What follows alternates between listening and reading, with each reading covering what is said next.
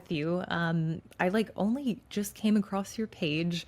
It was very recent, but like, holy shit, dude, you are strong. You are so unreasonably strong. Like, it's so impressive.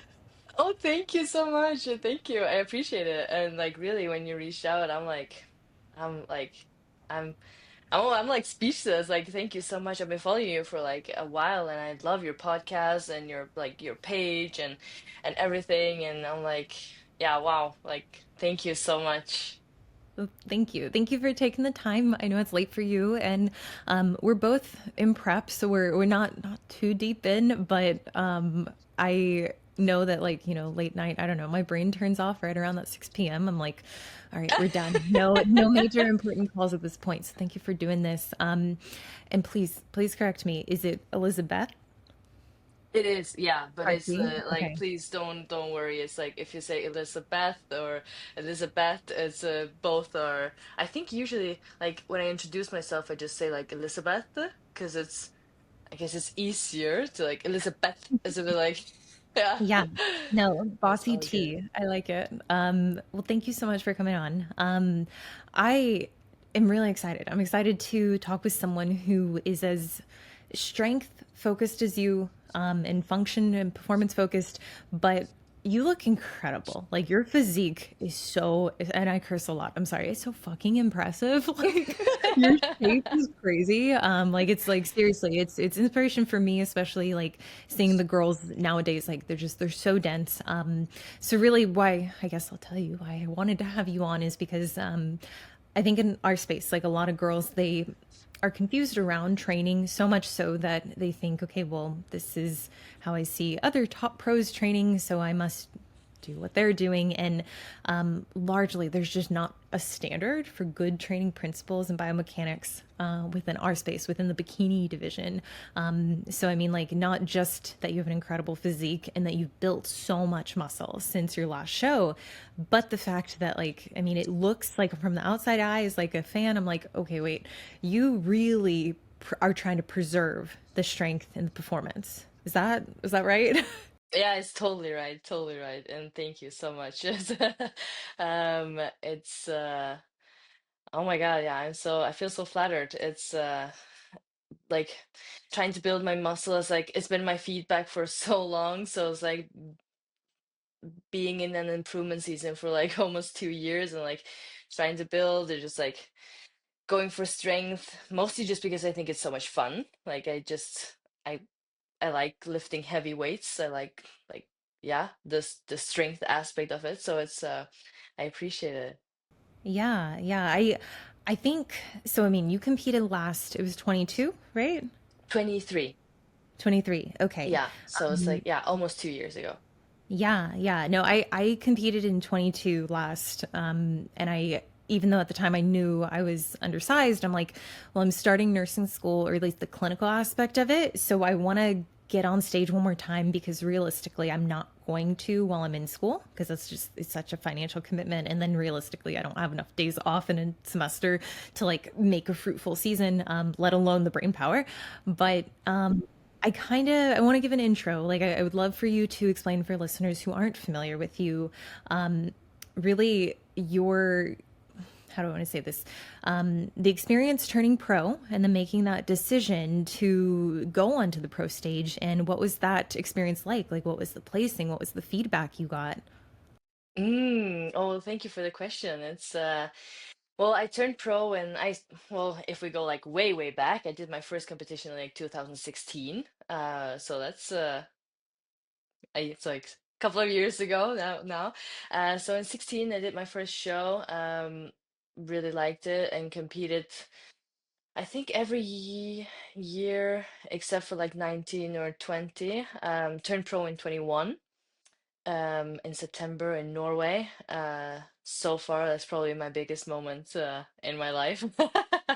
That was yeah, wow.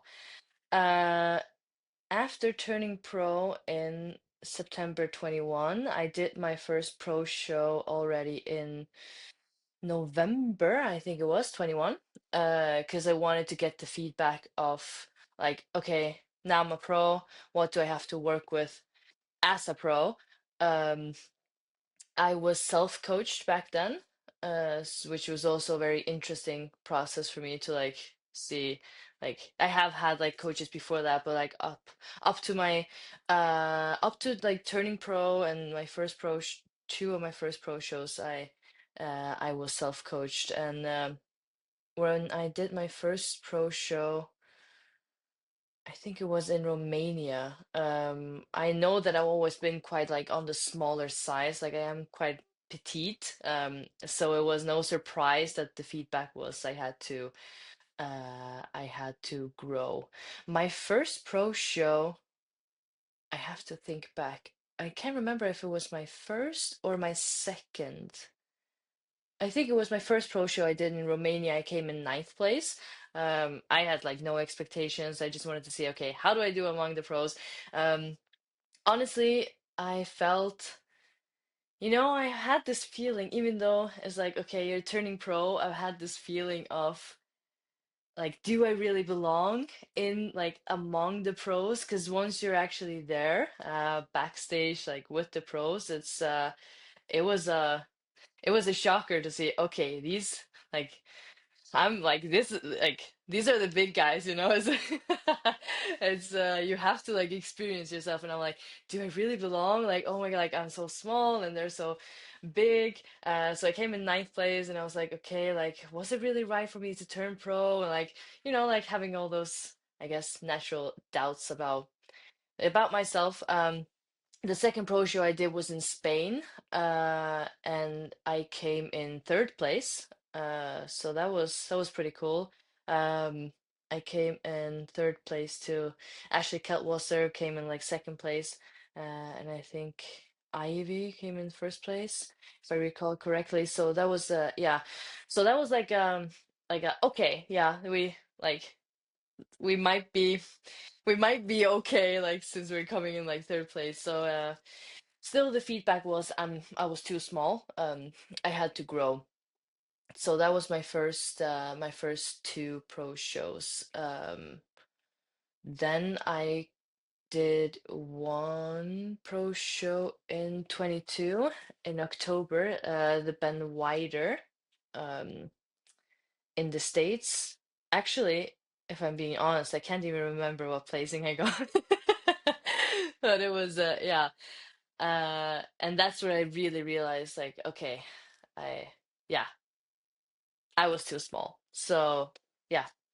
So that's been my feedback so far. So it's like always too small, always too small. So it's like for the last 1.5 years, it's just been like, okay, the next time I step on stage, I do not want to get that feedback. Well, we'll see. I okay, so I'm learning a lot about you, about your background, but I feel like we can both kind of bond over this because I started competing around the same time, 2015, and I was self-coached my first four shows, and then six, seven, eight, I was working kind of like collaborating with a close friend of mine. Like he was coaching me, but he's like, you know, your body, you're self-coached. And then I worked with a coach who's like notorious for turning people pro, turned pro in 21. Oh my And then God. did three pro shows that same year. But it was like the first show it was I placed second to Ashley. So I was like, whoa, like I just would have been happy. Like second call outs, I would have been like, oh, this is amazing. Like Yeah, but yeah, then the other shows too, like I mean, kind of I don't know, punctuating that. Always the same feedback. It was like I essentially was compensating with conditioning and posing so much because I was small. And like after that first pro show, I tore my serratus on my right side. And I want to say, like, people ask, how did that happen? It was literally posing. Like, yes, I was underfed and like I was using Nolvadex. So I was like very like uh, no estrogen, none circulating whatsoever, negative. But I was like primed for an injury, and that was what happened. So I went on and did those two more pro shows like a few weeks later because I already committed, and I'm like, whatever, like I'll just get them out of the way. But I remember leaving that season being like, I'm so small. Like, these girls are so big. And I guess I'm curious now because, like, our timelines kind of lined up very similarly. I didn't 23, but in 22, same kind of feedback. I was like, I'll nail the conditioning. And again, like you're just too small. And like that was directly from Tyler is like, hey, like your conditioning is there. It's like excessive, but if you had more muscle, this like would present better on your frame. That's really like one of the big missing links. So I guess I'm curious now, with where you're at, because I mean, like you're in prep. I'm in prep. I'm calling it like a fat loss phase, but I'd like to get on stage. And I think our weights are lining up like very similarly too. It's just like right around the 140. I think you're under it, right? Oh, I do kilos. I'm not sure. Oh, I'm like okay. six, around like 63 kilos. Is Okay. not Okay. sure No, how many. you're ahead of me, but for sure, like being able to see now, like the way the girls are showing up, part of me is like, holy shit, like I'm gonna have to build more muscle. Like this would have been good 2 years ago, Yeah. but now I'm like, great, I need 2 more years of building or a lot of enhancements. Um, Yeah.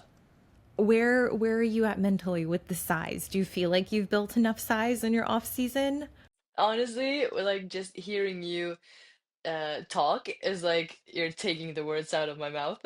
It's like because I'm feeling exactly like exact same way. It's like I I I guess I can say I am in prep, but I also say that I'm just like I'm cutting, and then it's like eventually when I know that I'm like I would be lean enough to step on stage. So it's like okay, when I see those full thigh-ins, so it's like okay, now I would be ready to step on stage. Then I will decide, do I feel comfortable in this physique to actually show it off? Like if I become lean enough, but I see like there's no point of me on like stepping on stage and doing all this because I know I'm too small, then I might just like jump into a building phase again. I don't know. I will probably step on stage just to get some feedback either way, but I am very prepared. Or like yeah, can I say prepared? I have a feeling that I might still be too small, definitely. Yeah. Even though I think I have built some muscle, it's like when I look at the weight, it's like my weight is higher than it has been with the same leanness. So I'm like, okay, there should be some muscle. I think my shoulders have grown some and my legs, but I'm not satisfied. Like I would like to get like even bigger, definitely. So it's yeah, I feel you. Yeah, no, you're taking the words out of my mouth. I kind of have the same plan. It's like, and I'll speak in pounds, I'm sorry, but like 130 is like historically I've competed low 120s, but I know that would be way too lean right now. So like realistically 125 to 130, I should be like sharp and ready to fill out. But if I'm 135 and the tie-ins aren't there and the top and the core are too conditioned, which is like largely the issue I have, then fuck it. Like I'll just do some anavar, go into a building phase, like just enjoy the summer being like a little thicker. But no, Yeah, yeah, yeah. it's amazing to connect with you over this because I think for me like last year it was a very intentional build. I finished school and I was like, okay, I my boyfriend is truly an expert in training and biomechanics. So I'm like, I don't that's the area that I feel like I needed the most help with, and he's taught me a lot, but I really delegated my training over to him. And in 4 months we were able to go, I was 135, and I went up to 152, but I was able to put 4 inches on my glutes. So Oh my being able to God. see that growth, I'm like, okay, I know there's something. Like I know there's some fat, yes, but like I hope it's enough. I just don't trust it. I just Yeah, because yeah, I'm very apprehensive as well. I'm like, yeah. I'm fucking too small again. So Yeah. I um, have to check what that is in kilos. But you said like 120. Oh, yeah, okay, that's and now you would like to be like 125 I think or 125 to 130. I think 125 will be yeah. too lean, but I think getting there and then filling out to like soften up because that's kind of what a lot Mm, of the girls are doing there. Like they're really getting lean, but at the same time having that muscularity, then they're like filling it out so it comes in mm-hmm. a little softer and flatter. Mm-hmm. Um, but we'll see. I think right now I'm 140, so I still have about 10 pounds or so to get down. But one of the things, I guess this is a good segue, I really appreciate about how you share your content. in addition that you share like your training, because I think that's so cool to see another girl like lifting so hard and like you're so strong. But like your glutes are huge. Like they've grown and like your taper is really nice. The waist relative to the glutes, but what I really like is that you're showing pictures and you're showing measurements and you're showing the daily scale weight, which like listeners know, I'm like, I do the whole spreadsheet thing and like I'm very analytical with that, like looking at the average and looking at the progression of the prep. So it was so cool to see that in your prep. So right now, you previously were working with Adam, right? Yeah, yeah. I started working with Adam in 22, and we did all the season together in 23, and that was amazing. Like it was so much fun, and I moved to Las Vegas for like a half a year, but like yeah, back and forth to home because of visa and everything. But like half a year, that was yeah, like the months of my life. It was so much fun. It really was. At the moment, like after my season in 23, I just like went back self coach because it was like okay going into an improvement season.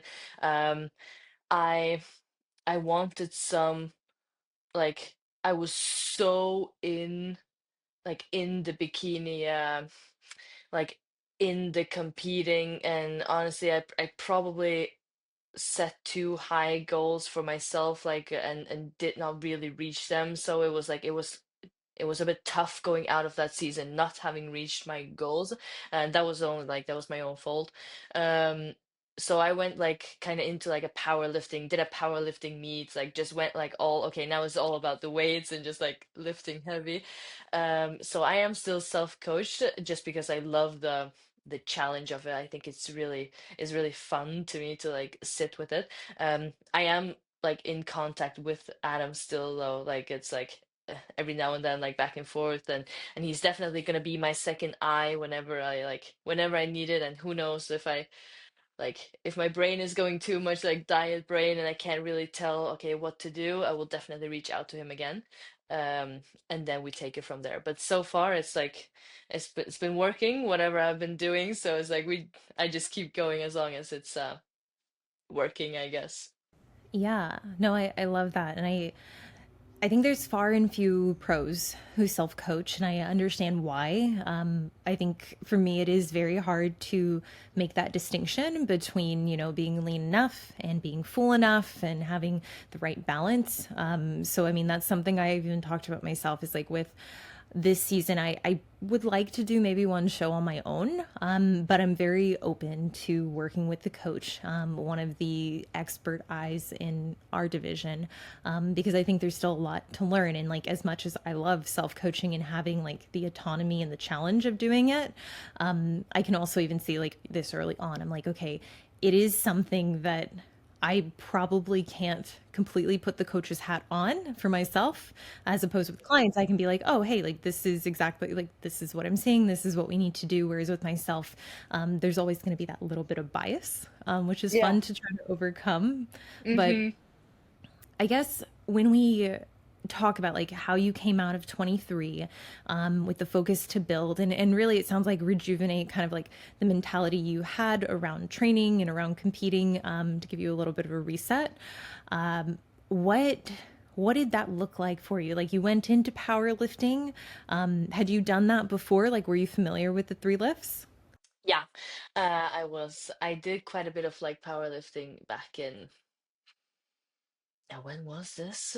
I guess all the way from when I started strength training. I always l- like the big compound lifts. So I guess probably in like 2020, I went like quite heavy on the deadlifts. I did some like not really like a powerlifting meet, but like a deadlift competition. So I had tried, and like with the bench as well. It's like yeah, I had done it like maybe like 4 years back or so. So it's like getting back into that groove. Um, yeah.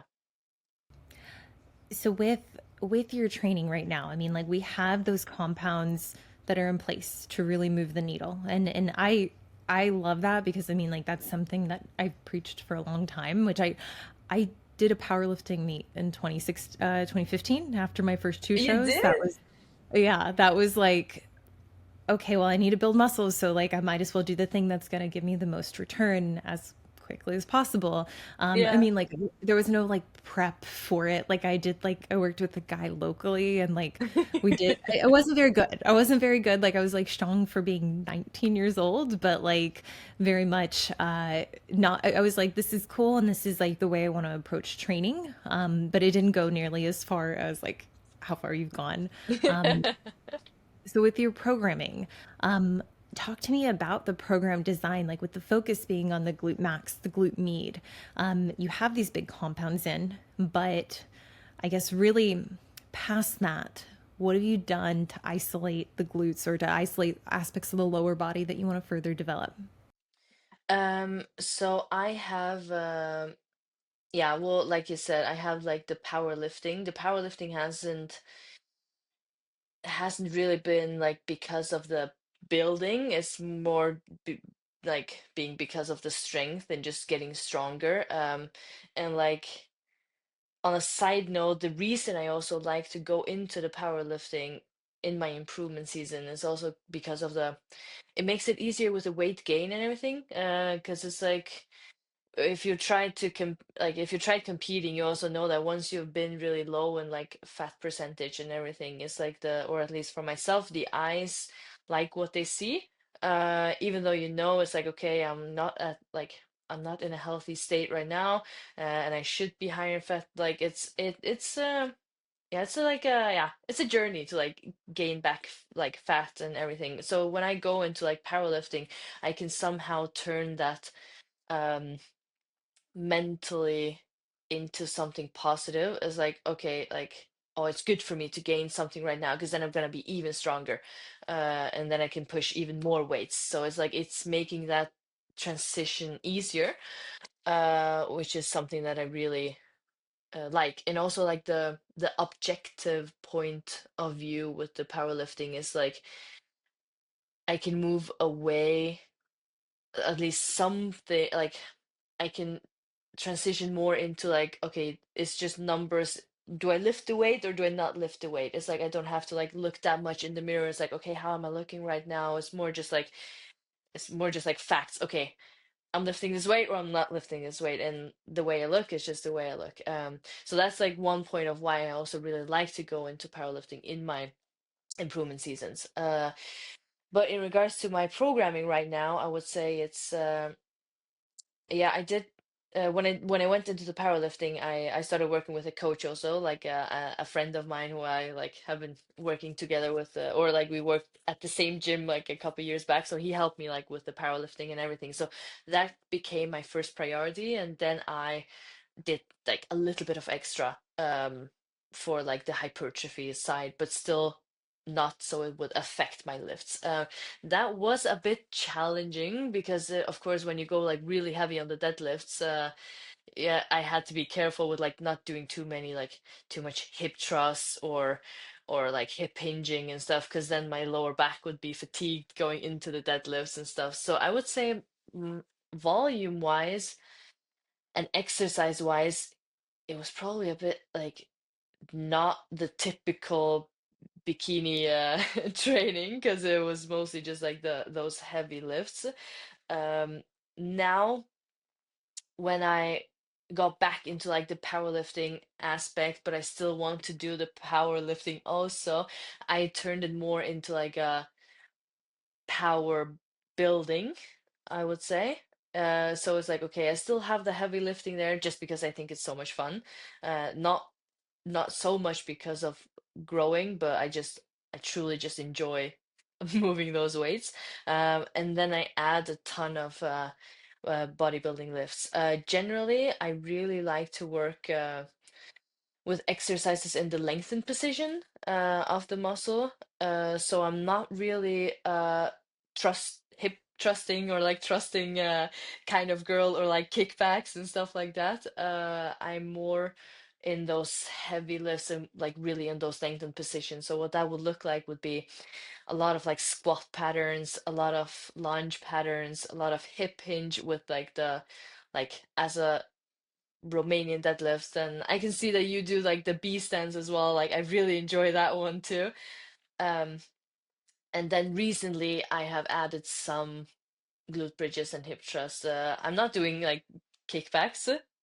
Uh, maybe also just as a,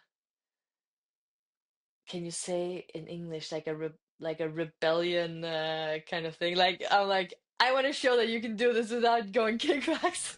Oh my gosh. I resonate with this so much because that was very much my mindset around last year with the hip thrust. Historically, I had done hip thrust 3 times a week, and that was my A1. That was my first movement. And I was like doing like 400 pounds, but like my glutes, like, yeah, they grew, but like they didn't grow 400 pounds worth. And I was like, so I'm like, how many fucking sets do I have to do of this? Like, this is stupid. And like, also too, I'm like, I'm not connecting, also just say emotionally, I'm not connecting with this making up so much volume of my week. And it wasn't until this past year when I started working with my boyfriend, Jordan, he introduced me really to the concept. He's like, I want to, like, because I told him, I was like, my goal is 4 inches on my glutes. Like, I think that sounds good. I don't know. My shoulder circumference is like 42. So I think my glutes need to be like 41, 42. And he's like, okay, like if you trust me, like we'll go through the assessment, like what he does with his clients. And what we found is that I lacked pelvic stability. So even though I had been doing the bilateral dumbbell RDL, which I kind of shied away from just barbell deadlifts largely because I have a pretty developed upper body and like I have good trap development. So I'm like, whether that's like anything or not, I was just like, let me be more glute focused because I think my upper body is a little more responsive than my lower body at this point. So with bilateral RDLs, like I'd worked up to maybe 160 pounds for both dumbbells, and also 80 and 80s. But the limiting factor largely was the lower back. So the musculature, but then also lower back pain. And that was kind of what we uncovered. He's like, okay, so you need to be able to brace your core correctly without a belt, without a, obviously like without a waist trainer. He's like, you need to be able to do this because that's like limiting you on a lot of these hinge movements and even your squat patterns. So that was a big way that we designed my training program, is working on pelvic stability and then also stability at the hip, because what we were seeing is that in my hips my left tie-in wasn't as developed as my right, and yet like history of injury is okay, but like specifically is like we need to bring up your left one a little bit more than your right so that they're more symmetrical. So then we were also working on hip stability, hip function, which really like I made it easy to select something like a B stance RDL, even in the build, as like one of the main movers. And honestly, like it was so much fun going through that season with him because we had this as well as, you know, at times like a dumbbell bilateral RDL as well as split squats, to really be able to meaningfully load the glute med. We were using a contralateral load, so the dumbbell on the inside of the leg for listeners who aren't familiar. But those were like the two primary movements: a hinge, a squat pattern, and then from there I would go into a leg press. And then I would still do kickbacks, but I was very resistant to doing kickbacks on the cable because I always felt like there was asymmetry if I was using like a free motion or if I was using one side. Like I didn't feel like the base was a good support. We have a hip rotary, like the hip function one, that's like very stationary and you just do both legs, like you just rotate to each side. And yeah. Yeah. So like positioning the pad like right behind the knee. So it's a little bit higher than like what you would do a cable kickback with. Yeah. But that was my workout. And like, yes, with some modifications to the B stance, sometimes we'd go bilateral. And then the split squats, sometimes we do bilateral load instead of contralateral.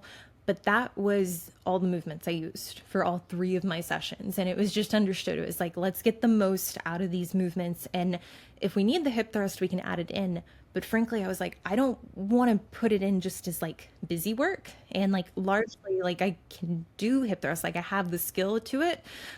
Whereas I'm missing that lengthened component, which I'm sorry, that was so long winded to get there. But like the lengthened is like largely where I've seen so much glute growth, is like focusing on creating meaningful tension and then just loading it like freaking heavy, which that's, as a coach, like that's largely what I see so many athletes are missing nowadays, is like poor exercise selection, but then also I wouldn't say like they're, some of them are afraid, but then there's the ignorance of like how intense they should be lifting, which when you're lifting like you are for strength, it's so objective. It's so like matter of fact, black and white, pass fail, did you lift it or not? And even on an off day, it's still like you're still moving so much weight. So there's still going to be that adaptation, even if you're not quite as recovered or at peak performance. So yeah, no, with that, I love like I love being able to hear that like you didn't include the hip thrust almost in like rebellion because I very much felt that way, and it literally was like the last 2 weeks we started including it because some of my numbers have gone down on the RDL or on the split squat, so we're like using it intentionally, but again, not like 400 pounds. Like we're using it in a way that allows me to maintain that pelvic stability so that it can actually do what it's good at. Like we can work in a meaningful way. We can recruit the glutes and not just the adductors or hamstrings. Hmm. Oh my God, that's so interesting that like that it's so similar, or that we're like going through such a similar phase. It's like, because it's, I guess I've always had the same feeling with the hip thrust. It's like I have it in now, like, because it's like I feel I can tell that it gives me a good pump, but when I'm in the hip thrust, or when I'm like doing the exercise, I have very I have a very easy time going into like using my quads and my hamstrings, even though I'm like very like I've got all like I'm going super light on the hip thrust, like really, and then just like really trying to be in the muscle and in the glute and moving the way where I know it's, but even though I do all that, it's like I am very, I don't know, quad and hamstring dominant, I guess. So it's like, yeah, I can get quite annoyed when I do the hip thrust, but after I can tell like, oh, okay, I did get some like some of the glutes because I can feel this, like I get a pump. But it's not gonna be my prime like movement, no. So No, no, I think how I'm approaching hip thrust, and it sounds like how you're approaching it now, is much different than like the traditional mold of loaded up with 3, 4 plates. And I think that's largely like enabled because we're also doing very meaningful loading patterns with the hinge, with the squat pattern. So I think like right now it's great to supplement, but like going back into a build, like sure, maybe I'll have it in if I need to compensate with some volume because I'm under recovered, let's say 3 leg days a week. It's like, okay, one of those is not going to be as good, probably. It's still going to be okay weight, but it's not going to be like the other two, which is still, that's still fine. But I love hearing that, like that you're able to make those modifications and even like consider the positioning and like what muscles you're recruiting, because oftentimes I think people just kind of go in to their training sessions. Let me ask you, I'm so sorry, are you, do you coach? I well, so right now I'm coaching in, so like I work in football. Well, football for like listeners in the US is like, here football is like soccer. So I'm a coach in like a strength coach in soccer. So I work with soccer athletes, so coaching them every day full time. So it's like, so I am doing coaching. I did more like PT and stuff before, but not anymore. So, but it's still Okay. coaching. Yeah, no, that's amazing. And that's like very much actually up the alleyway of my boyfriend's company, Prescript. He, Okay. yeah, him and his business owner is, gosh, I'm fucking this up bad. Him and the other co-owner, both Jordans, Jordan Genta, that's my boyfriend. They specifically, I mean, they catered to individuals who are working in the strength and conditioning space, largely Mm. not bodybuilding. So that's why I'm trying to like, hey, like, please help me. Like, I know it's the same principles, but like it's different. Anyways, but no, with your background, I mean, like in being able to see clients come in. Sorry, there was a specific point I was going to go to with this. I think oftentimes the assumption is like that you just go in, do the exercises on the program, and not really consider how it feels, what it feels like. And what I see as a coach for like a lot of bikini athletes or women who are in the fitness space who want to build muscle, largely glutes, is that they're just wanting to do what's written out, the number of sets, the number of reps, And it's more just like, okay, I checked the box, I did it to completion, not really considering, okay, but like, what was the proximity to failure? Do you see that a lot, even in what you do?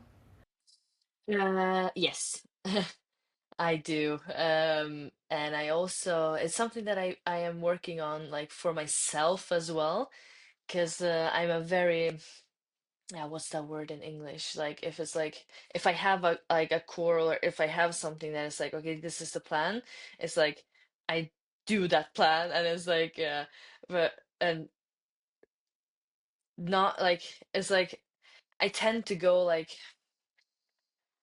I guess too heavy, like like those ego lifts or like ego lifting, and then it's like, well, but I need 12 reps, and it's like, okay, but this weight I actually can only go 8. Well, then I do 4, and it's like they're not so pretty, but it's like, but I need 4 more, It's so I can definitely relate to those, but I do see a lot on the opposite end where it's like, okay, you have a weight, oh well, how many do I have to do? And then it's like yeah, going for the reps instead of for like an RPE or an RIR, and yeah, it's very interesting to see, and it's yeah, definitely something that's yeah.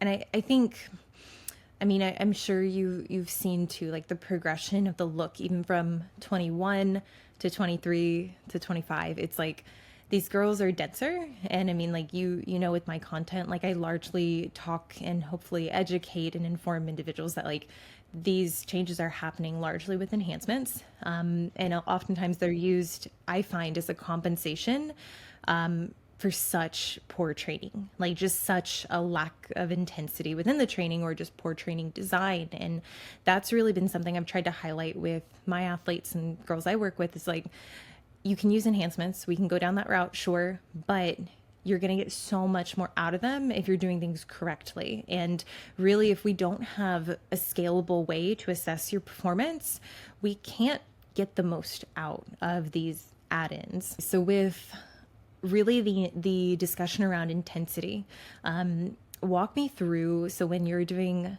gosh, and I know it's like with deadlifts, it's like I have a girl who's a powerlifter, she like, I give her a top set at 8 because she's in a fat loss phase, and I'm like, it's literally, it's just one set, so I'm like, okay, like there's constraints put in place, but I'm like, fuck, she's lifting like 225 for 8 reps. I'm like, that's so much weight. Like, let's go down to 2 sets of 5. Like, that's just so torturous for me.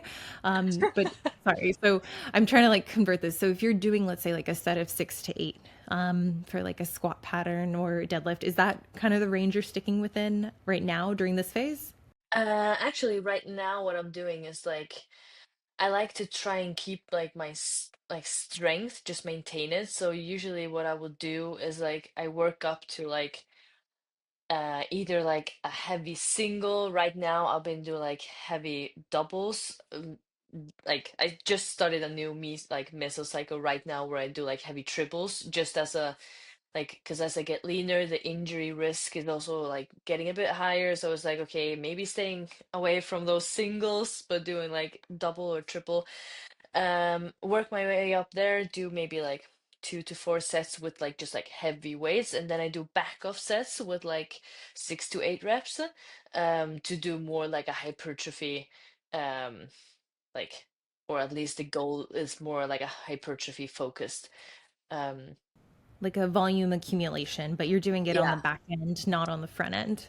yeah, Yeah. exactly. So it's like, and I actually like that way because it's also like kind of like a PAP kind of thing, like a post-activation potentiation. Yeah. It's like when you go really heavy and then do a back off, it's like, okay, if I, for example, I did squats yesterday, it was like, okay, I worked my way up, so it was like warming up, going to like 60 and 80 kilos is like, okay, they might feel a bit heavy, but then I do like triples on 105. This is like kilos, so I'm not sure how much that is in pounds, but like in kilos, okay, doing 4 triples with that, then going back down to like 65 kilos for 4 sets of 8. Suddenly 65 is like super easy because I've actually like, because it's like 40 kilos less.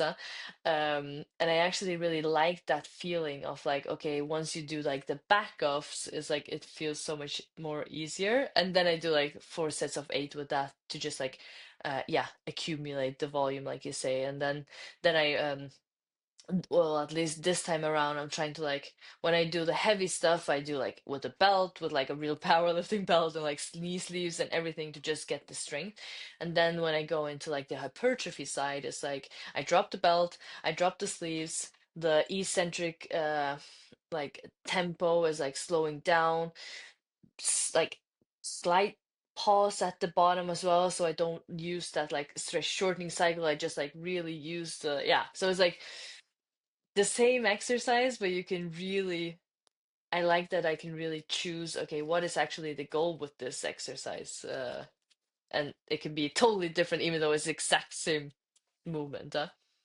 Yes, no, and you explain that so beautifully, like being very intentional with your primary movement. So in the case of squat pattern, it's like there's oftentimes this belief. It's like, okay, well, I'm going to overdevelop my quads if I do a bilateral back squat or a machine back squat. It's like even within someone who is very like performance oriented, there's still the intention of putting yourself in a position where you can create meaningful tension in the muscles so that you can maintain that same, or so that you have the ability to maintain that same position once you're at that working weight. And oftentimes, what I find is like, for me, on my warm up sets for, let's say, like a B stance, like I'm gonna do three warm up sets. And the first one, like that's my first audit for how I'm doing. So how good of a job am I doing at the pelvis, like keeping a neutral pelvic position or keeping the rib cage stacked over the pelvis? How good am I doing at internally rotating that back, that non-working hip? Am I lined up correctly? Is the dumbbell move like am I like propriocept, which is a made up word? Am I doing that correctly and oriented well around where the dumbbell needs to stay? And I'm using those warm up sets similar to you to kind of audit like what is my working set going to be. And recently, like with the B stance or with the dumbbell bilateral RDL, that working set, that top set is just one, like you, because I'm just like I'll probably do 10 reps there, maybe 12 if if I need to drag it out. But then the idea is like, okay, like I satisfied my ego that like, hey, I hit the weight I wanted to hit today. That was appropriate for the position I can maintain in my capacity. But then after that, if that, let's say for like a B stance, what I've been doing on Wednesdays, it's been so good after filming because I'm rested and recovered from just like 8 hours of filming. I'll go in later in the afternoon. I'm fed better, typically better rested. And like I've been working up to 100 for the B stance, 100 pounds. But then I'm intentionally doing those back off sets for those same reasons, like to create longer time under tension so that I am more focused towards the hypertrophy of it, not just ripping heavy weight, which I think people can almost look at it in a more dogmatic view of like it's either lifting heavy or lifting for hypertrophy, which is light, toned, like lifting high volume. And it's like it doesn't have to be like exclusive like that. Hmm. Oh my God, yeah, that's so. Again, it's like it's very cool to hear that it's like I don't know that we're working in such a similar way. It's interesting. No, it's super interesting. And I think it's like it's good that you're putting out so much training content too on your like on your stories, on your feed, because I think oftentimes people assume the only way to build is doing super high volume. And I always say I'm like in lieu of intensity, yes, volume will work. And there's a time where we should pull back on intensity to preserve that athletic health and prevent risk of injury. But I really do believe like a lot of people are going to get more out of getting really strong. And if they are designing their program in a way that's biased towards their muscular goals, like, in the case, building your glutes and not just your quads, like getting really strong, there's going to be a very good correlation there between that strength accrual and muscle accrual. Mm, mm. Yeah, yeah, yeah, definitely. And thank you so much for I appreciate you mentioning like my um the my story like content is like often I'm like even thinking like oh, like are people getting tired of this? I always like like I post the same lifts. It's just like squats, deadlifts, and then like a bench. Of course I do like a lot of other stuff, but it's like yeah, I like to yeah, I do show a lot of those sites, and what I posted about recently is also like ever since I started like the bikini journey, it's like I remember when I started, this was in, yeah, like 2016. It was like bikini was all about those booty bands and stuff like that. And I'm like, I'm gonna prove people wrong, I want to show that this can be done with like yeah. And I don't know why, but it's yeah, so I appreciate it. No, the intention resonates with me a lot because I don't have a problem with these workouts being like these high volume workouts and everything being looped and like crab walks and whatever. If that was the right way, like the best way, then I'd be like, yeah, okay, like that's just what we need to do. But like, I just feel so convicted on the fact I'm like, there's just not really any standard when it comes to training, specifically for someone who is specialized for bikini, like, where we do want a large imbalance in our glutes relative to our legs. And it's like, being able to help spread awareness around like basic training principles. Like these are just fundamental training principles and be like, hey, like this, you can do the other stuff if you don't want to do this, but this is the more efficient way. This is the way that is going to, I hope, save people time in the long run, because I was very much that athlete with like the glute med who I'm like, I'm doing like 10 sets of machine abductions and cable abductions. Like how many abductions do I have to do? Because this is like, it's very inefficient. It's not fun. Like it's not motivating. But at the same time, like I'm not seeing that bubble, that pop that I want to the glute med. And it wasn't until I started introducing contralaterally loaded B stance RDLs as well as split squats that I'm like, this is the way to like really load the glute med, and bias it, which it's just like it's amazing to see someone at your caliber like putting out this information and know like the lifts are not getting monotonous. Jordan's like slowly sprinkling, oh, not slowly. He's exposed me to kg, so he's an Olympic weightlifter. So I mean, like oftentimes he just speaks in kg. But I guess where I want to go from this, because I mean, like I've really enjoyed this conversation, and I think with your season coming up, I kind of want to segue into what the forecast looks like. Are you looking for a specific body weight, or is it more so the visibility of the tie-ins that you're using to guide how long you prep, how quickly you prep? Yeah.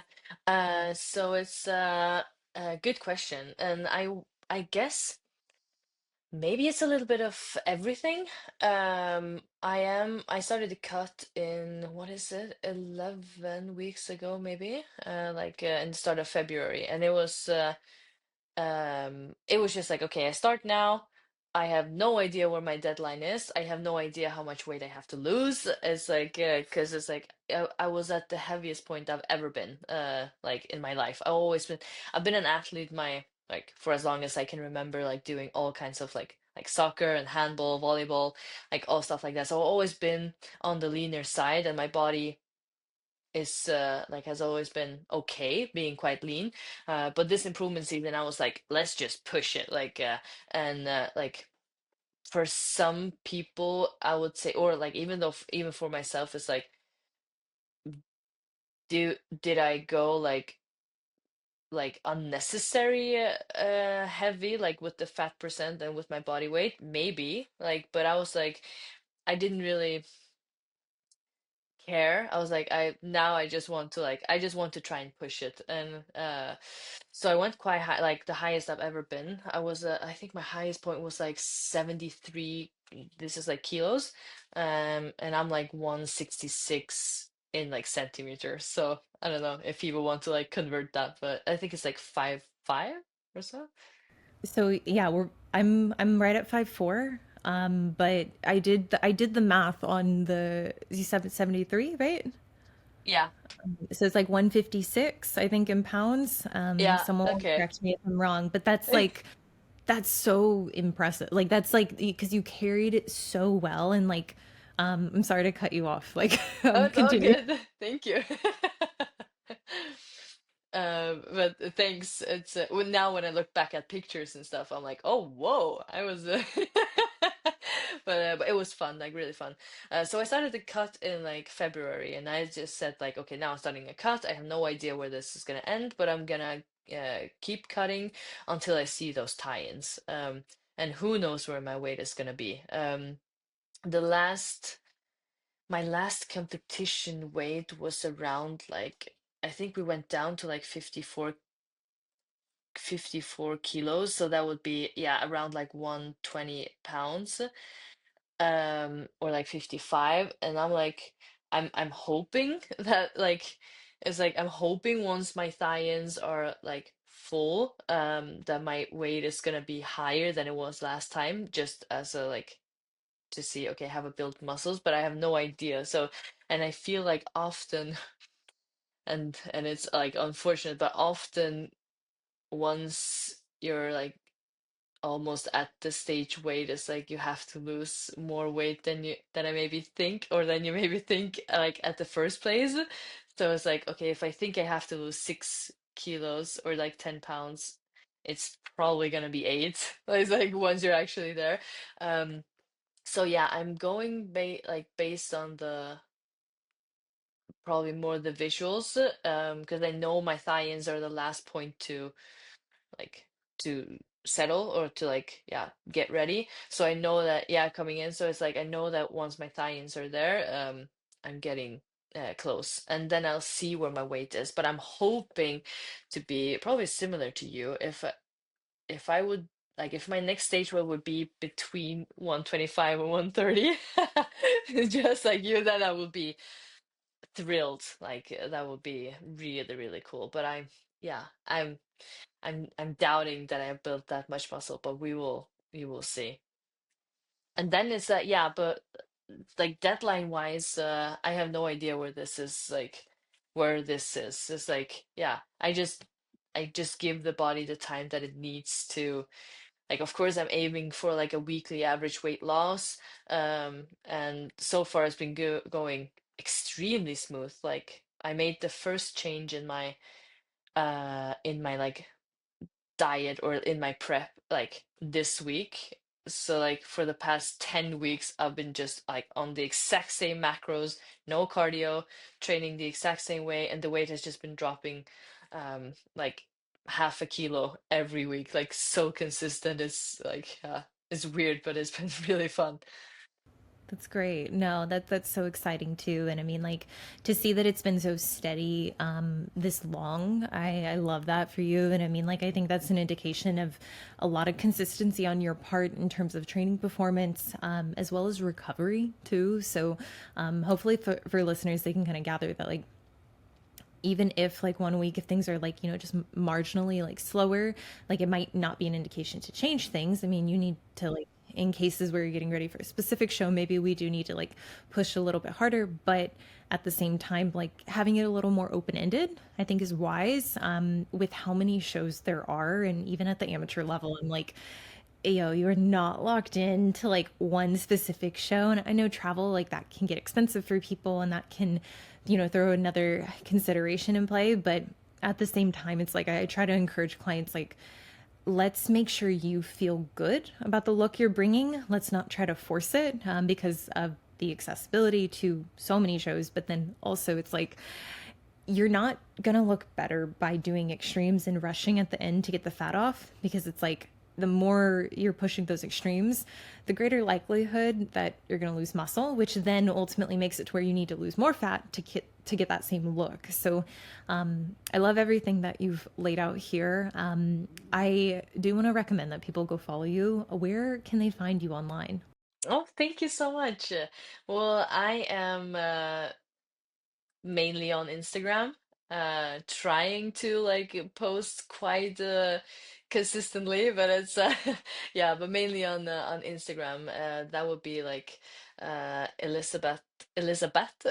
Vang with like VANG underscore IFBB Pro. Um, that's where I am. I did start start like a YouTube channel when I was when I was traveling to Las Vegas and everything. As for now, there's no like new content on the YouTube. Who knows if I will start that back up someday, hopefully. But as for now, Instagram, yes. And I love to like training and nutrition and everything is that's my passion. So whenever people are curious or interested about like anything, like please reach out. I love to talk about training and nutrition and everything because it's so fun to me. So yeah. Amazing. Thank you so much for coming on. Thank you for doing this. You guys, thank you so much for listening. As always, I will see you in the next one.